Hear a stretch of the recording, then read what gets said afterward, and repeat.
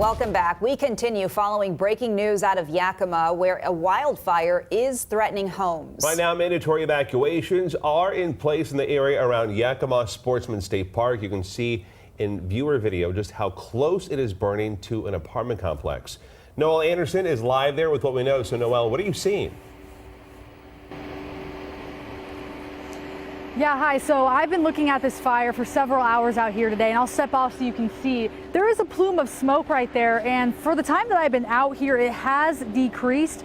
Earlier, for several hours, there were helicopters routinely picking up water and dumping it on the fire, as well as planes circling the area and dropping foam onto the fire as well. And what we know is this is Yakima County Fire District 4 that is the main fire department on this, and we just learned that the requested assistance from DNR and state mobilization is approved. And there were several power outages, up to thousands of customers. Right now it's down to 246 customers in Yakima and Moxie, and they are all restored at this time, so that number keeps getting smaller. This because of emergency de-energization. And of course, we're staying out here and waiting for updates from local fire crews. Live in Yakima, Noel Anderson.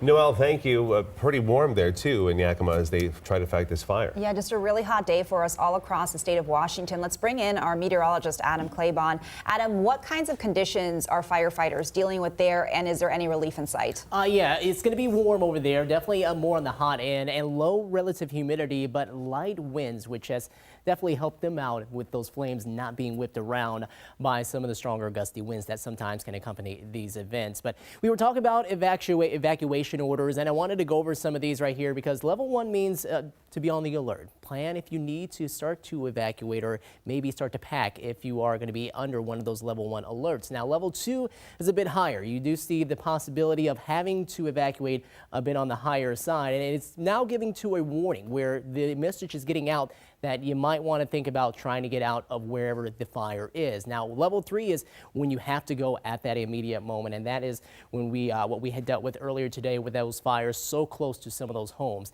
Now, let's go back to some of the conditions right now. Here you can see some of the higher terrain just east of Terrace Heights right there, and you can see how the winds come down off of this higher terrain to the lower terrain, and we were seeing that the flames were being brushed a little bit off towards the west. Now, thankfully, again, with today's setup, high pressure was in control, so that meant that our winds were relatively light, and we're still seeing those here across a lot of this side of the state for the time being. Now, another thing you want to make sure that if you are going to be doing getting into these type of conditions, and we'll have to watch out for the possibility of evacuations. These are your tips right here that you're going to want to collect those 6 P's: the people, the possessions, prescriptions, photos, and pets and papers. You're going to want to have all of those, as well as check in with your local Red Cross, and just in case loved ones are trying to look for you, you can let them know that at least the Red Cross knows that you're alive and well. And as well, yes, you might want to drive with those low beams into some of those smoky areas just to reflect, or just to cut down on some of the reflection that the smoke can cause.